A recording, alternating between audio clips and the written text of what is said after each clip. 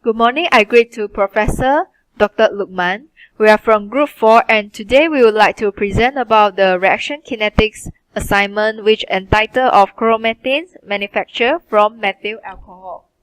Before I get started, I would like to introduce my group members. There are Vignesh, Wan Nor Amira, Ramya, Nor Azmin and I, Limjadan.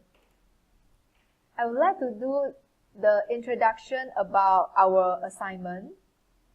Basically, the product we produce is chloromethane, which we call it as methyl chloride. Chloromethane is a colorless gas with a faint sweet odor that is shipped as a liquid under pressure. Chloromethane is produced industrially by reaction of methanol and hydrochloride or by chlorination of methane. Below this is the chemical reaction equation of the chloromethane. The methanol will react with hydrochloride and the chloromethane and water will produce. The methanol hydrochloride process involves combining of vapor phase methanol and hydrochloride at 180 degrees Celsius to 200 degrees Celsius, and it's followed by passage over a catalyst where the reaction occurs. The catalyst actually used to increase the rate of reaction of the process so that the more chloromethane can produce in the short time. The catalysts used include alumina gel, gamma alumina, and cuprous or zinc chloride on pumice or activated carbon. There are many applications can be produced by chloromethane such as a solvent, extractant, propellant, and refrigerant. And not only that, sometimes chloromethane also used as a methylating agent in organic synthesis. That's all from me. Thank you. I am Norazmin, so I will continue for the reactors part, which is in this process we use hydrochlorination reactor or fluidized bed reactor because we use aqueous zinc chloride as the catalyst and the concentration is about 65 to 75%.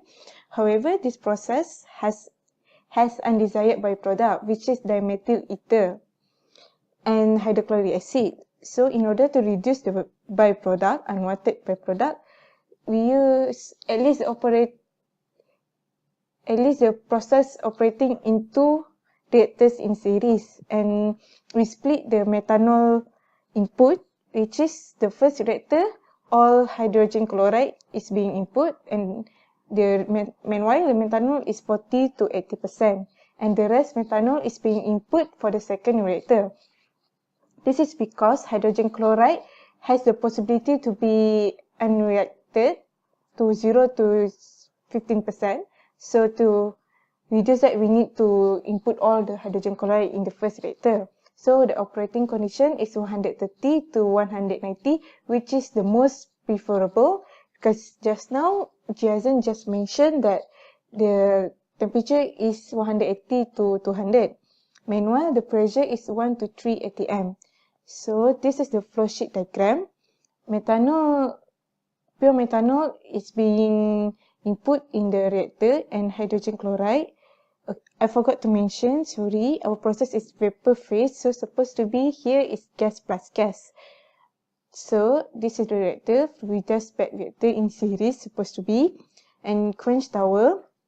Quench tower is used to remove impurity, especially acid gases. As I mentioned, some of the byproduct is hydrochloric acid. So here is the neutralization tower, drying tower, which is we scrub by using concentrated sulfuric acid to remove the byproduct DME. And then the rest of our product input into the compressor and further separation to get the pure methyl chloride in distillation tower to separate between our product and water. So here supposed to be has condenser because we ship our product in form of liquid. So methyl chloride. So I will pass to market presentation. Thank you. Now, let's compare the advantage and disadvantage for fluidized bed reactor. Advantage of fluidized bed reactor is simple in construction, where the structure of this reactor is quite simple compared to different type of reactor. Second, high in conversion. Third, no auxiliary equipments, where none additional help or support is required for this reactor. Last but not least, data can be collected easily when we apply isothermal and constant volume conditions.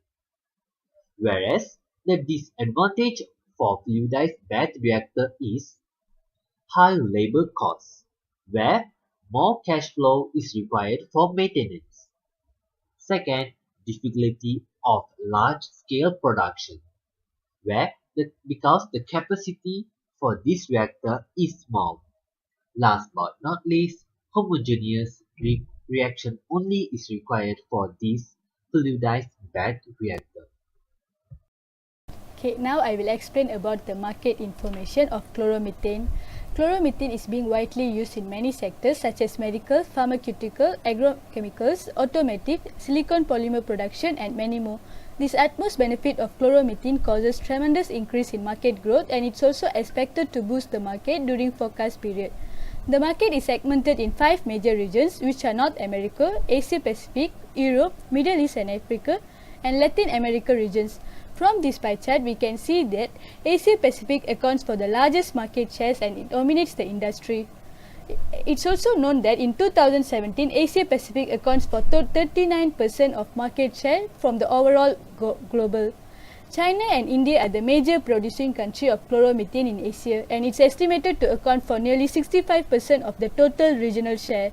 In Europe, the market is quite sluggish due to the strict rules imposed by the government against the industrial toxic gases that is being released. The key players of the global chloromethane market are the Dow Chemical Company in US, Asahi Glass in Japan, Gujarat Alkalis and Chemicals in India, and ExxonMobil in Europe.